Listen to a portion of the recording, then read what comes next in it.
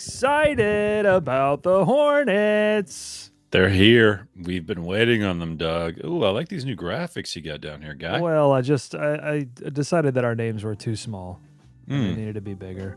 Nice. We're ready. We're ready for the regular season. How are you, my friend? I'm good. You doing good?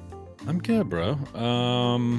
What's happening? I think I'm going to tomorrow night's preseason game. Big news. The first home preseason game. It's against the Memphis Grizzlies. I sit here in Nashville, 3.5 hours away from Memphis. I don't know how I'm going to watch this game. I mean, Memphis Grizzlies app. Is there an opposing team's app you could use? You could access maybe. I'm going to explore all available options to view the second preseason game, and it's an eat-out night. We have like 2 eat-out nights in my family. And we've decided that Thursday is going to be an eat-out night. So, well, if you can't, just I can FaceTime you. I'll be sitting pretty close, so I'll give you a good shot. All right, let's do it.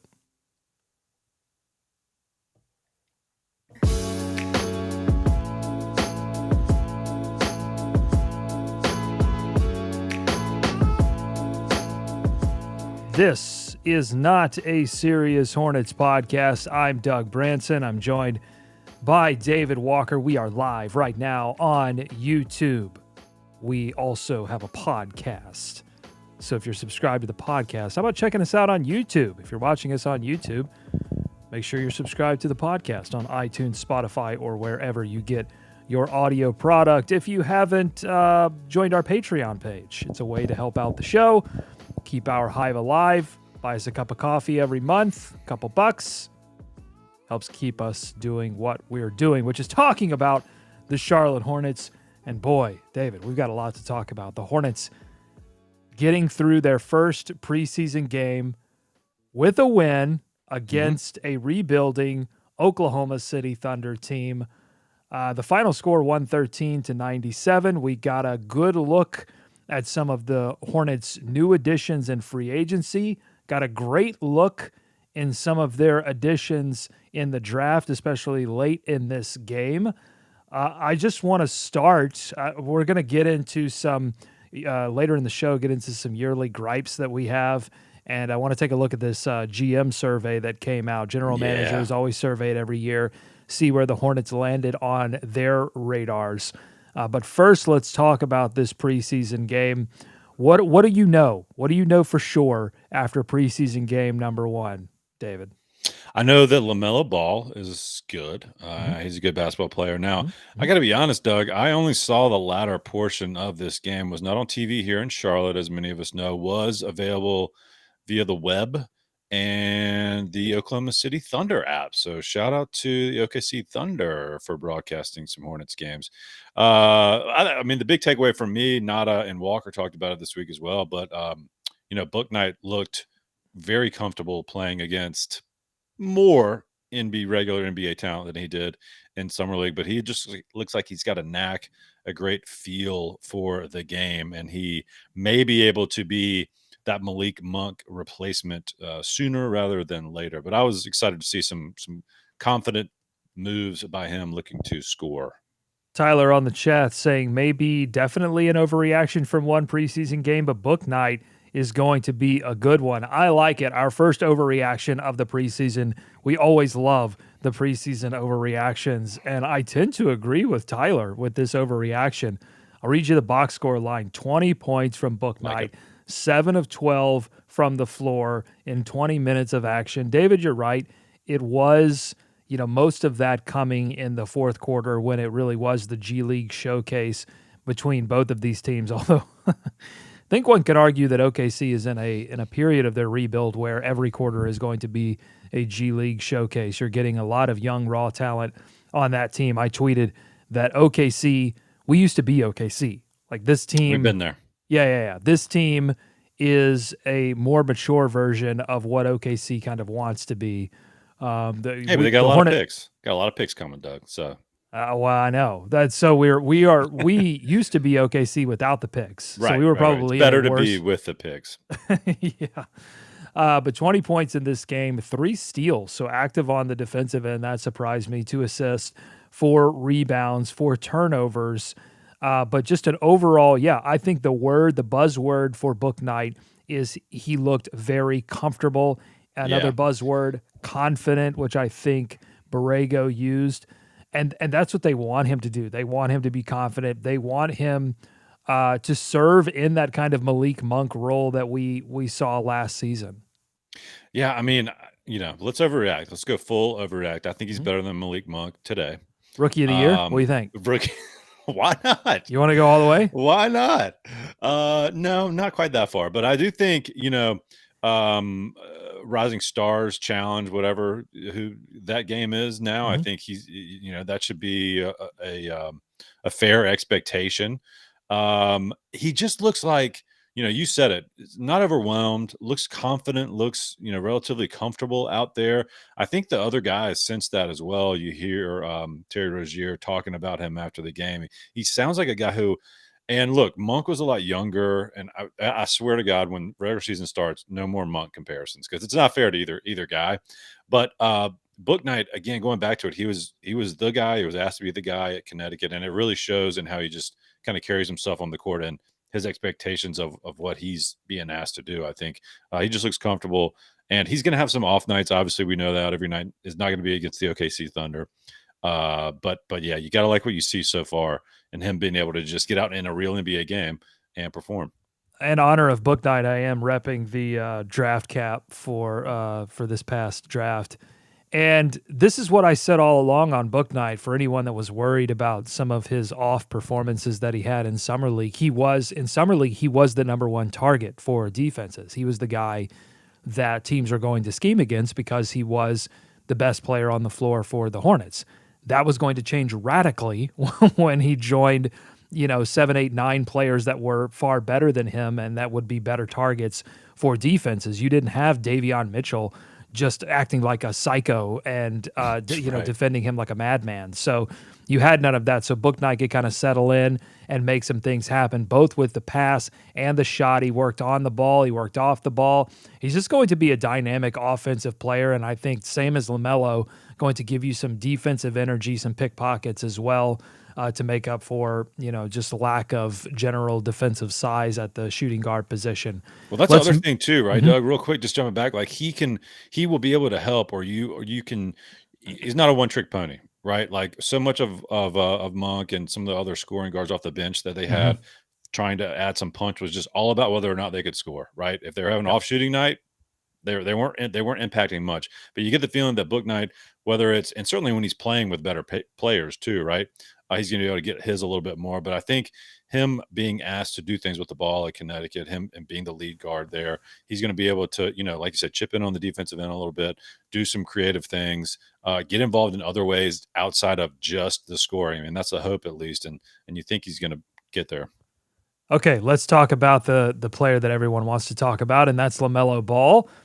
Showed out 7 of 13 from the field, 1 of 4 from 3, so didn't knock down too many threes, but finishes the game with 15 points, 6 rebounds, 5 assists, and that was really only about a half's worth of work. 20 minutes on the game, but just felt like that could have, if it were a regular season game, that was going to be a much bigger game for LaMelo. He was starting to get into a groove when they finally sat him down. 2 steals added to that as well. David, LaMelo looks healthy. It was something we were worried about. What was going on with the wrist? He was shaking it, kind of messing with it at Summer League, but we were assured by several players at media day and throughout training camp that this was the old Melo, pre-injury Melo. He looked confident. He looked healthy, David. I loved what I saw out of LaMelo. Yeah, you mentioned the 3-pointers off the top there, Doug. It feels like I mean, unless we just see a drastic improvement, it feels like he's going to be one of those guys where he has good nights from 3. He has off nights from 3, but they'll kind of come in waves, be a little bit streaky from out there, but we'll see. But I mean, everything that we had hoped to see from him, which was just, look like you belong there, right? He started from day one now. It feels like this is really his team to lead, and you saw exactly what you wanted to out of a guy that should basically dominate a shorthanded team in the Thunder, right? So yeah, all good things from LaMelo. How much more do you want to see of him before the regular season starts? Well, I mean, that's the concern with all of these Yeah, guys is just health. I mean, this team is going to really just need to be healthy all season in order to compete. We talked about that in the last show, that they are one of the teams that really cannot afford to lose multiple stars or really even one star. Like, I think without LaMelo, this team is going to struggle to achieve their goals. Without Gordon, what we saw last year, they were a top 4 team with Gordon, and not a top 4 team, not really even a playoff team without Gordon Hayward. So everyone needs to stay healthy. So yeah, I hope they start to really manage what you see as we approach. But at the same time, David, I mean, this training camp is like ridiculously short, and the preseason period is ridiculously short. So as much as we are fearful of injury, you have to take a couple of things into account. If you don't get these guys run, it actually could lead them to injury early in the season. And also, they need the time to get to know one another. This team has continuity, so that's good. They might not need as much time as some other teams like the Bulls or the Wizards that have completely made over their rosters. They're going to need a lot of time to figure things out. I think that's where the Hornets have an advantage early in this season. They and what you saw in that preseason game, like they know one another. Like LaMelo and Gordon have a groove. LaMelo and Miles have a groove. Rozier and Miles have a groove. True. There are things that they can run that maybe some other teams can't, because they just don't necessarily have that familiarity yet. So the Hornets have that, and I think early in the season, they will have success against teams. We did get some clarity on the starting lineup, at least for now. We had some questions about that, about who would start and who would sit. The starting lineup for this game was Rozier, Ball at the guard positions, Bridges and Hayward at the 3 and 4, or the forwards position, and then Mason Plumlee anchoring things down low. David, I think this was my prediction on the starting lineup. You thought PJ might have had a shot. What do you think about the starting lineup decisions in game 1? Yeah, looking back on it, it makes sense, Doug, from your prediction there, because Miles was, going back to last year, he was the more consistent guy, right? I mean, they were oftentimes trying to figure out, was it going to be PJ, was it going to be Miles? But especially when some of those guys started going out to injury, Miles stepped up and did some things on a night-to-night basis that no one else was providing. So I still don't know if the hope is that they can play together, if they can play that small ball 5, but it's just tough. I mean, because they want to have a big presence out there. They've got Plumlee. That's really all they've got, right now. We don't know what Kai Jones is going to be able to give them, especially early on. So they've got to, jumping back to that last point real quick, it's important for this team to get off to a good start too, Doug. So they really need to find the core and to find those guys that they can count on from day one to start things off on the right foot. Obviously, PJ and Miles are both going to play. But when you look back to last year, it makes a lot of sense that Miles, being the guy he was, being the performer he was on a night-to-night basis, would get the nod. It's just, I think they just have to figure out, right, like how these units are going to work. So like a lot of times last year when depending on who was in and who was out, they want to keep certain guys, in that second wave or together on the second wave or whatever. So maybe that's what they're trying to do now, is trying to figure out who can work well together and still bring some punch off the bench. To me, this decision is and was really easy for James Borrego, because when you're really talking about Miles Bridges versus PJ Washington in that 4 position. I don't think there was ever a doubt in my mind that Mason Plumlee was they brought him in to anchor the middle, be the center, even though he had 0 attempts. That will certainly change, I think, as he gets more familiar and they start to run a little bit more for Plumlee in the preseason. You're going to get to see a little bit more of what he can do offensively. He was more about rebounding and setting up other players. He had 4 assists in this game. He's a passer. Like, I think that's the thing hidden about Plumlee that people don't understand, but we'll get into that in a minute. Let me get back to my point. What you gain with Miles on the offensive end in terms of driving ability, of pulling a defense and offensive decision-making, more than makes up for what you lose by not having PJ Washington's, I would say, a little bit more consistent three-point shooting, and also you get some interior offense that you don't get with Miles Bridges, but you more than make up for that on the offensive end with his decision making and his ability to drive and kick. What you gain from Miles Bridges athletically on the defensive end more than makes up for any size comparison that you would make to PJ versus Miles, because we saw it on very early in the game when Miles came over for a help side block. Like he can do that, and he can also defend multiple positions in a way that PJ is not going to be able to. If you pull PJ beyond the paint defensively, it's not typically going to go very well. And so Miles gives you that option. And I think really him at the 4 at this point is, to me, is more about defense than it is about even his offense. And he grew offensively last year, but I think to me this is more about defense.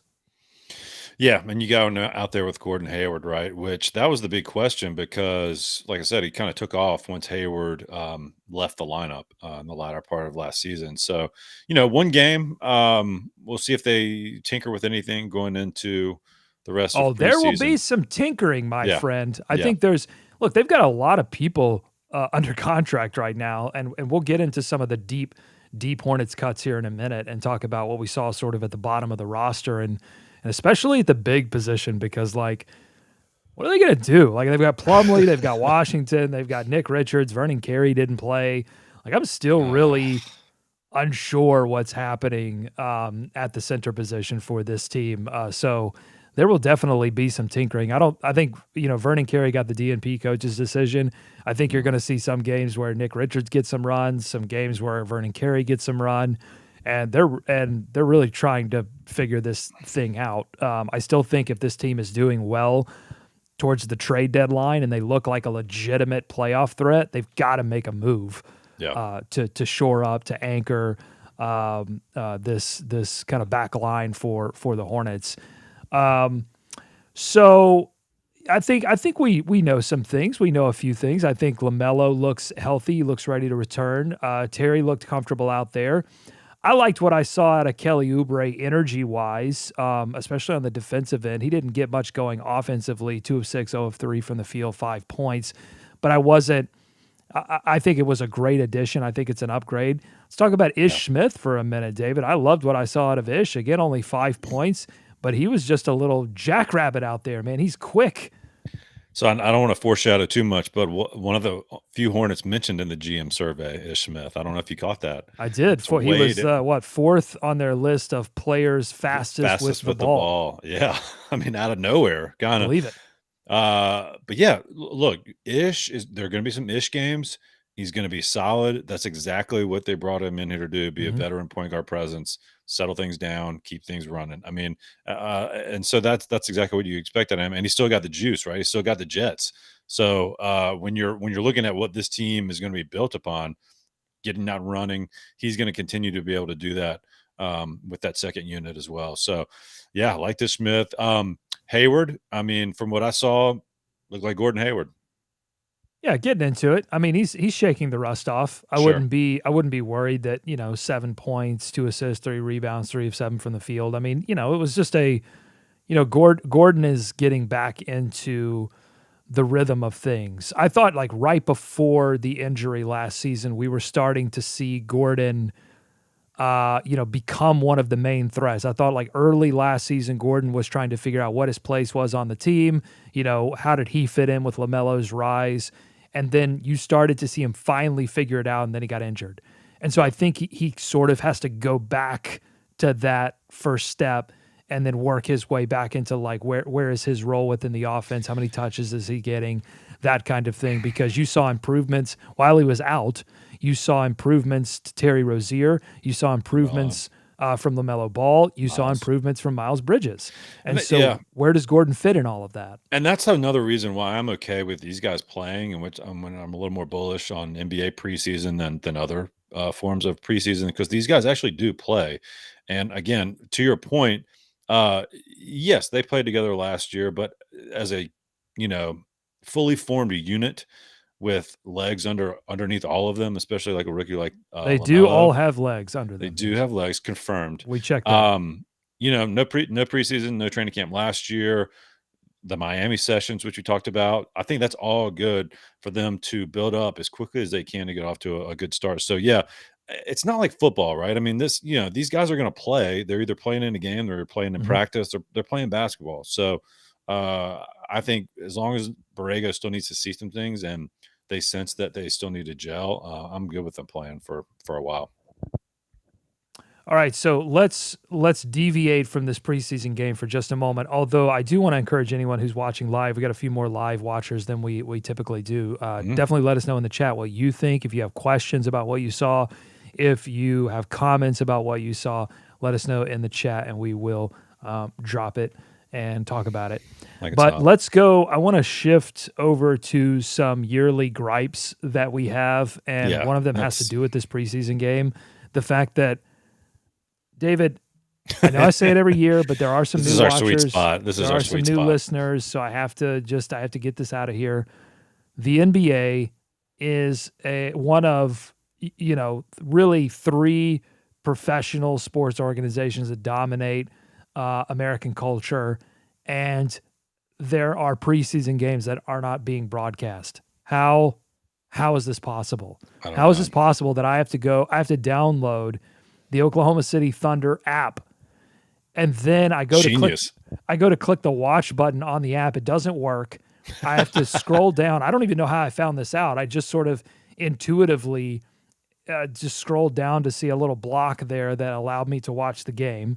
It made no sense. I think it was also on Facebook. But I don't know if you've heard, Facebook's dealing with some issues right now. I'm a little afraid. Is that what did it? Is that what shut it down? I think NBA preseason shut Facebook down. Turn the light. They said we don't understand why this is happening. We can't handle this. This is ridiculous, David. I know.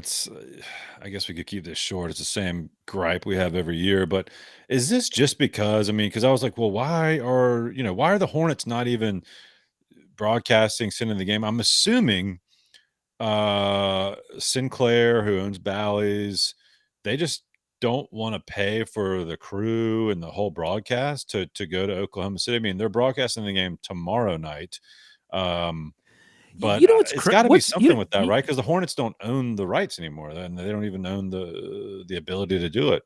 It's insane to me because there is this year especially, there is a lot of excitement around this team. That's David. The most frustrating part. And the players actually play. This isn't the NFL. Exactly. Where first preseason game, you're going to see the starters for a series, and then it's over. If that. We saw LaMelo play 20 minutes of this game. We saw Terry play 21 minutes. Bouknight played 20 minutes. Gordon played 16 minutes. Yeah. I mean, you got to seriously see these starters play if you knew how to navigate the OKC Thunder app. Now, did you sign up for League Pass in time for this game to kick off? Because when you go down to the app, you go to League Pass, you go to schedule, it said League Pass on this Hornets game, but I checked it kind of during the game. I'm glad we have the bigger graphic now so that I can just like duck down and curse. I saw during the Hornets game, it looked like it was not broadcast on League Pass, which is even more confounding. I know. Yeah. This is the greatest thing. So you logged into League Pass. Yes, I did purchase it. I had to. I had no choice. I was backed into a corner. They had me. They're my daddy now. And I logged in and they had the thing all set up with the watch button and everything. And I clicked on the watch button. It loaded. It took a little longer to load. Sure. And then it said preseason game not televised. Great. Perfect. I mean, why? Like, why not? Look, if the NBA wants to compete with the NFL someday, this is just not the way to do it. That's my only point. And I can move on to my other yearly gripe, which is NBA League Pass. Somehow I guess I was subscribed to NBA TV twice. And I tried to like merge my NBA TV subscription with my League Pass. That was not happening. I think I'm just going to pay for NBA TV when the Hornets. I'm going to pay a month of NBA TV when the Hornets have an NBA TV game, and then cancel and then pay again. That's how I've decided. That's the most economical way for me to navigate this thing. It's forced everyone to think of things like that. Think of ways to minimize the impact, but just see what you want to see. We will happily pay for things clearly that we want to see. And this is the last point we'll make on this, because I feel like we have kind of, or at least I have kind of let the Hornets as an organization off the hook a little bit for this, because, they've sold the rights, they've got a deal, but it doesn't even matter anymore. Like, it's not going to matter in January and February if this team is rocketing up the standings and nobody can see it. People are still mad at the Hornets for that. It's their product, it's their games. They've given these rights away, yes, but like it doesn't matter. It's perception now, and they are prohibiting, in the eyes of a lot of people, prohibiting fans, diehard people, from watching these games in the midst of a pandemic and with the most exciting team they've had, maybe certainly since they've been back in Charlotte. So it's frustrating. They never say anything about it. They may not be able to, but like, I'm just saying, it's to the point where it doesn't matter anymore. Like, they're in this thing with whoever their partners are, and it's failing a lot of people, and it's a shame. All right, let's move on to let us know what you think. I know you have thoughts on this, dear listener, dear viewer on YouTube. So let us know on Twitter at LOL Hornets. You can find me on Twitter at Doug Branson LOH, David at David B. Walker. Let us know what you think about this ridiculous preseason situation where you need a Charlotte Observer article to tell you how to find a game. Like, thank God for Booney. Thank God for Booney. I know. Absurd. Let us know what you think on Twitter or in the live chat. Let's move on to the GM survey. This happens every year. The general managers all get together, or maybe they don't. They're probably getting together virtually now, or I don't know how it's all happening. Maybe or they their just assistants are virtually together, or they submit it via mail, via pigeon. So, David, any surprises here in the GM survey? What do you want to point out here and chat about? Yeah, it's always funny. I think my favorite ones are the ones further down the list, like the Ish Smith, fastest guy in the league with the ball. He got some votes there. Okay, I'm just curious because I didn't see this listed, because they'll have the awards and who was it last year. I mean, is this the first year Chris Paul has gotten best leader in the NBA? I feel like that wasn't always the perception, but I could be wrong. Well, he is the head of the, or is he still the head of the Players Association? No, they I think Kyrie is now. Oh boy. Well, did he get any votes? I didn't see him on the list. He did not get any leadership votes this go round. We'll see. Maybe next year. I think it changes year to year. No, and then the Spoelstra love. I mean, I love Spoelstra too. But I think he got best coach, best leader, best work in the community, best ties. They love him. They love Spoelstra out there. Well, I mean, he's just ultimate internal, work your way up kind of story. Sure. Or, video coordinator to coach. I mean, it's just like the perfect story. And he has, a lot of GMs are probably jealous of old Pat Riley and all of the toys that he has, not only from the perspective of their coach, but all of these players that they develop. And, and those kind of go in tandem, right? I mean, Eric Spoelstra's probably been a big part of why you see all of these, Kendrick Nunn type of like, where did this guy come from? How did they get this player? This is crazy. Oh, yeah. And Borrego doesn't have that same perception, but to me, all it's going to take for Borrego to end up in this list next year is the Hornets to be a top 4 team and win a playoff series. And if they do that it doesn't take much to sway. Yeah. No, that's what I'm saying. Like, because I think people go, wait a minute. The Hornets have a lot of attention about their player development, and they have all of these. They have some very Miami-like stories now. So what's the holdup? Why is Borrego not ranking in this thing? It's because results, and that's why I said, either in the last show or the show before that it's time to raise the expectations if you're a Hornets fan. I think, to me, this is, winning record or bust time for James Borrego and company. Barring multiple injuries, this Hornets team needs to finish the season with a winning record. And to me, I think bottom of the barrel is a 5 seed. That's the kind of expectations I have for this team, because I'm seeing the talent out there.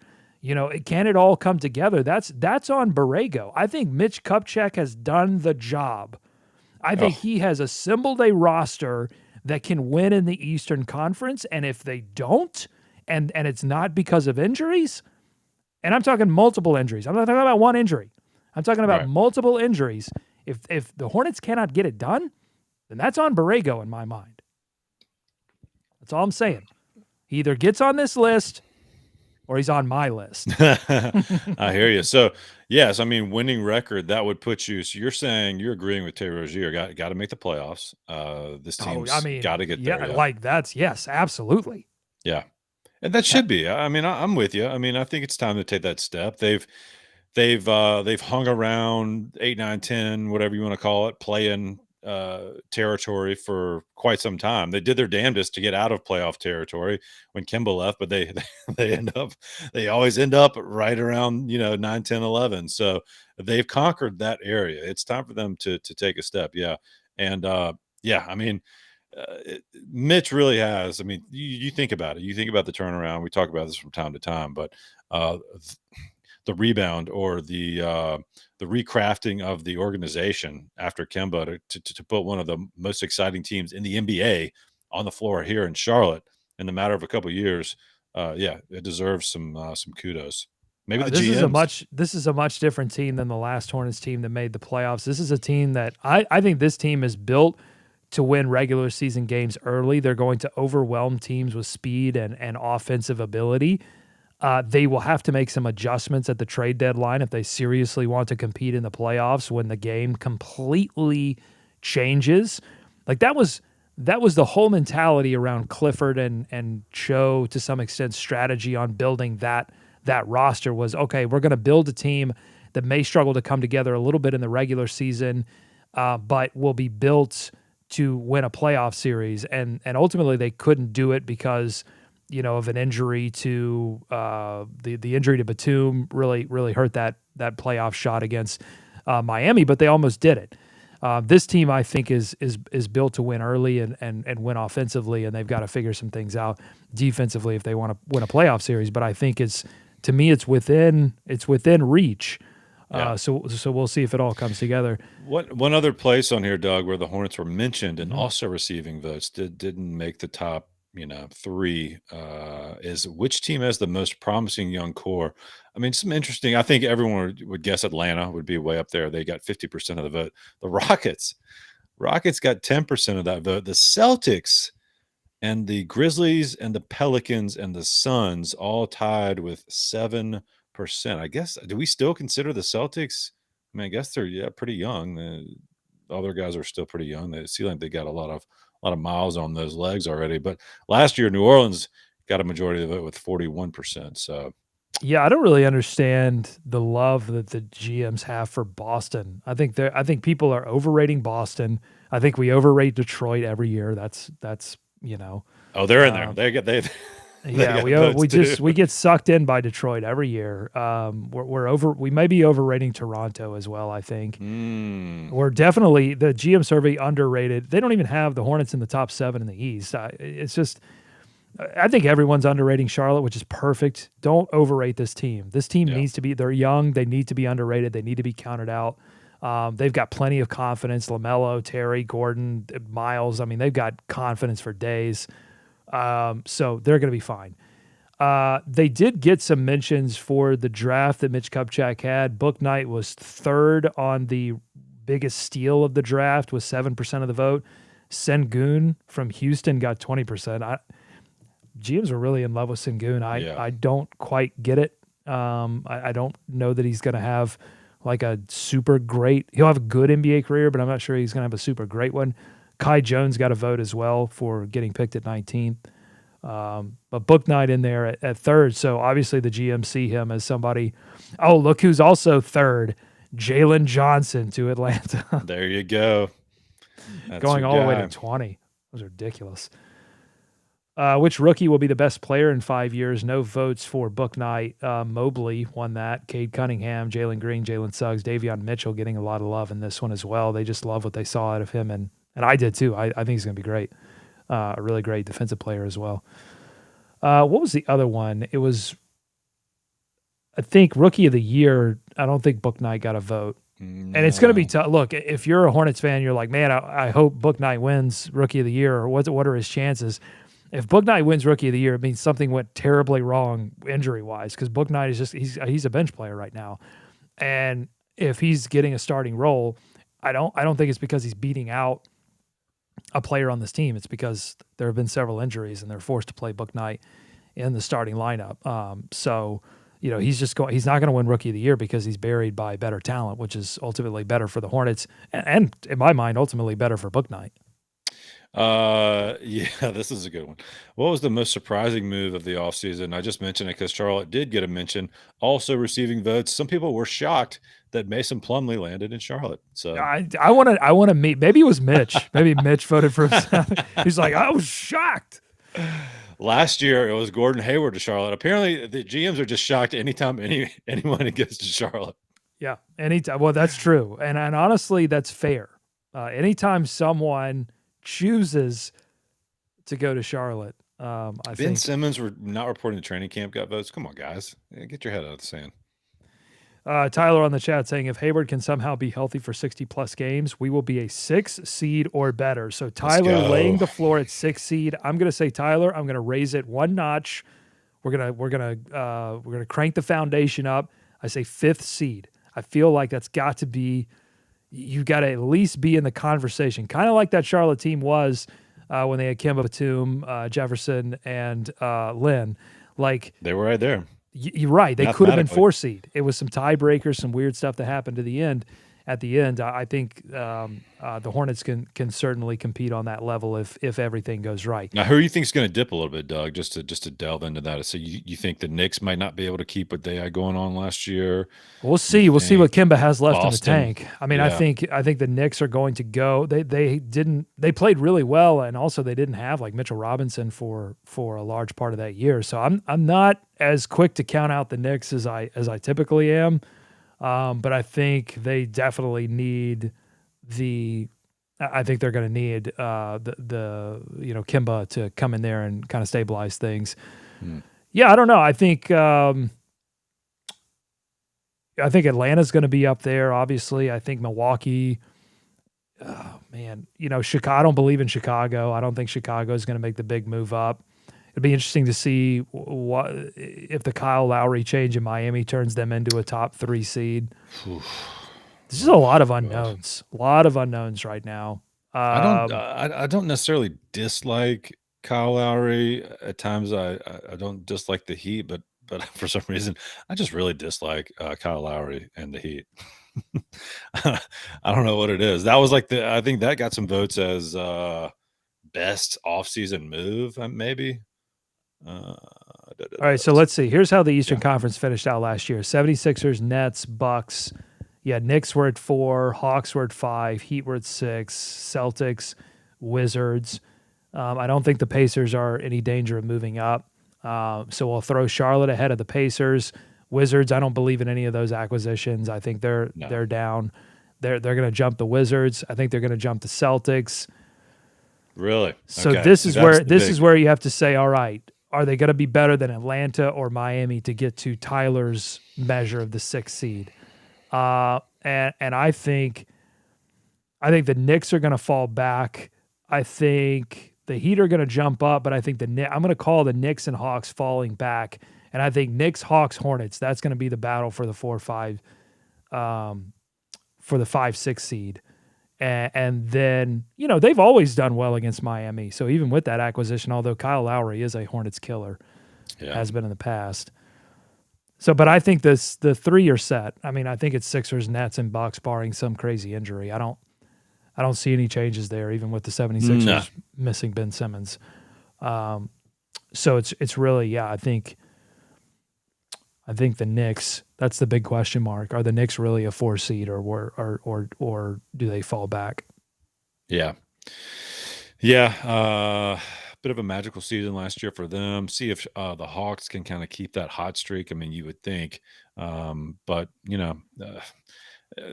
even last year was bizarre in a lot of ways. Like we said last week, getting back to a bit of normalcy this year, not all the way back, but we'll see. But the Hornets should be in that conversation for sure. Totally healthy. Oh, What you got?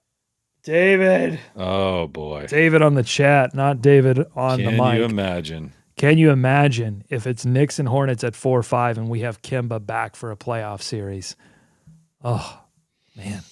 The building would love it. Let me tell you. The bill, it would be there would be no booze in the house. They would love Kemba. They would explode for Kemba Walker. Oh, This city loved him.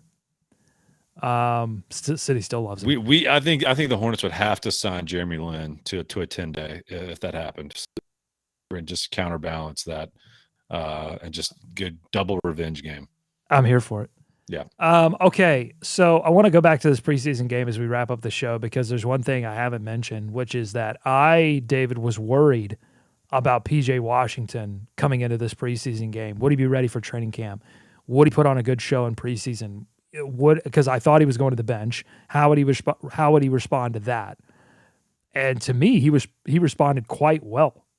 14 points in this game, 4 rebounds, 5 of 7 from the field, 3 of 5 from 3. To me, looked good. Didn't look great defensively. Never has. Probably not his bag. But in that bench role, I think it was perfect. I really liked what I saw out of PJ. David, Miles.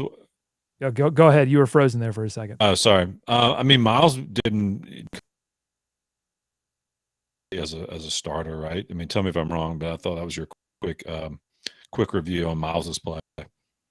Yeah, I thought Miles was okay. I mean, Yeah. 6 of 12 from the field. He just didn't hit any 3-pointers. 13 points, 5 rebounds. He was fine. This wasn't his showcase. But I thought he played fine. Yeah.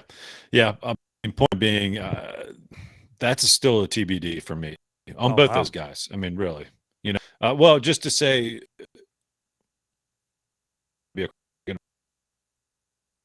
season. So it's good to go on. All right, having a little connection issue there, David. Not really.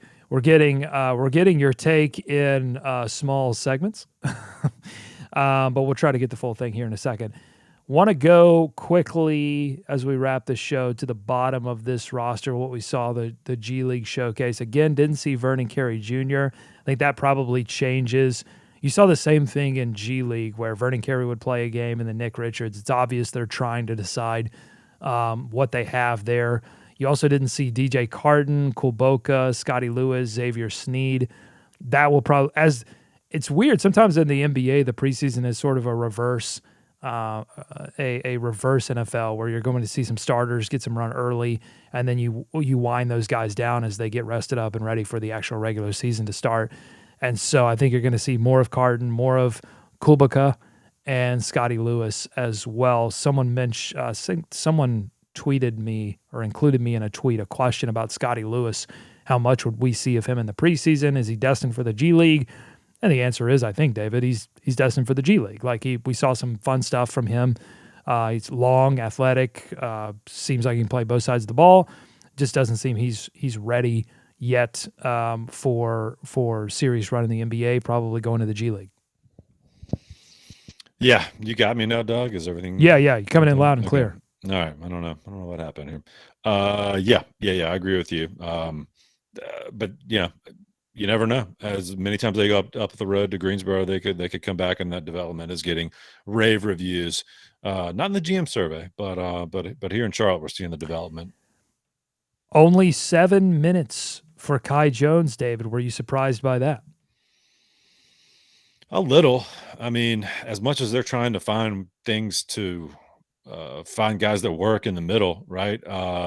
And you think they try and find some room for him, but I'm sure they will as the preseason goes on. But maybe I expected too much there because all indications were he's still very, very raw. Yeah, I think that probably showed in training camp to some extent. I think if he had come in through the summer league program and then into training camp and shown something that sort of disproved that early notion about him, you would have seen Kai, get more minutes in this one, more minutes than like Jalen McDaniels had 22 minutes. And to me, that's, they're a little bit comparable in terms of what their role is. Kai's got more size, but they play similar kind of Kevin Durant light type games. And you saw Jalen McDaniels, who's more familiar with the system, has been here for a little while. You saw him getting more run. Maybe that flips later on in the preseason, but I still think, and some people disagreed with me when I said this, but I still think Kai in year one is going to spend more time in Greensboro than he does in Charlotte, barring injuries. Yeah, So, which is fine. Which is fine. I think they drafted him probably knowing that a little bit, but they definitely like what they see. I mean, that's the kind of guys they need to keep adding, right? Jalen McDaniels, another guy that they've kind of developed from within and has proved to be someone that can perform in games. But to your point, those long, lengthy players that can get out and run and potentially shoot from the outside. Listen, Kai Jones is the kind of player that several years ago would have been getting significant run because the Hornets simply had no choice.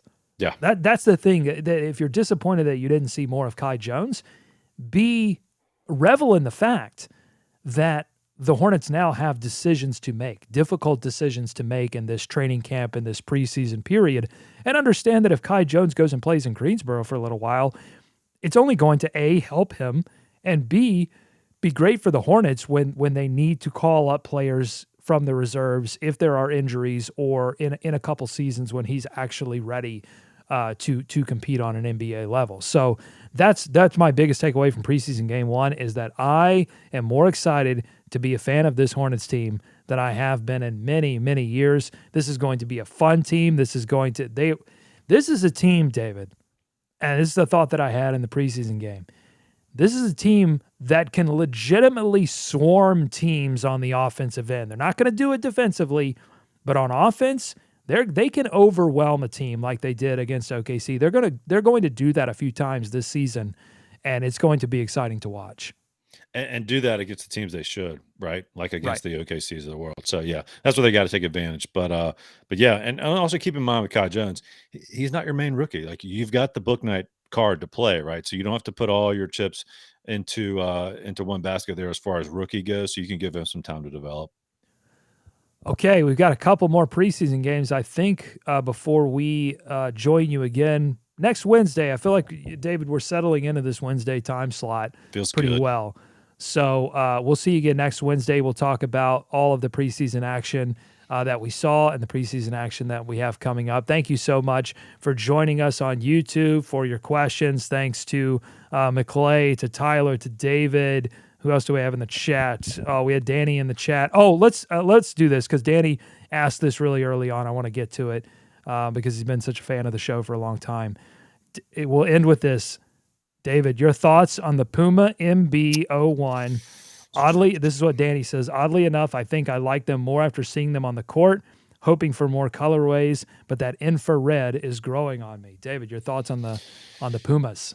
Yeah, I think we touched on this when we saw a teaser of it a couple weeks ago, but I need to see more from those colors and any color blocking. It's all one color. I can't tell what's really going on, so it's tough to tell.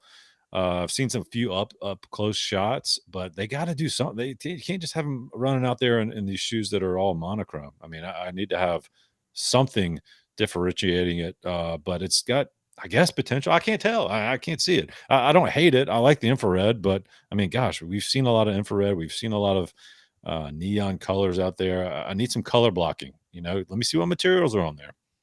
You want to hear my analysis? Yes. I thought, listen, they stayed on his feet the entire game. Sure. I thought they really allowed him to run a little bit more quickly than had he been barefoot. They certainly, I'll say this, one thing I'll say about him, they protected his toes really well. You didn't see those piggies getting jammed on because he had his shoes on, and that's why I think the Pumas really worked for him in that game. One other thing I'll add, I'm gonna check this out tomorrow night.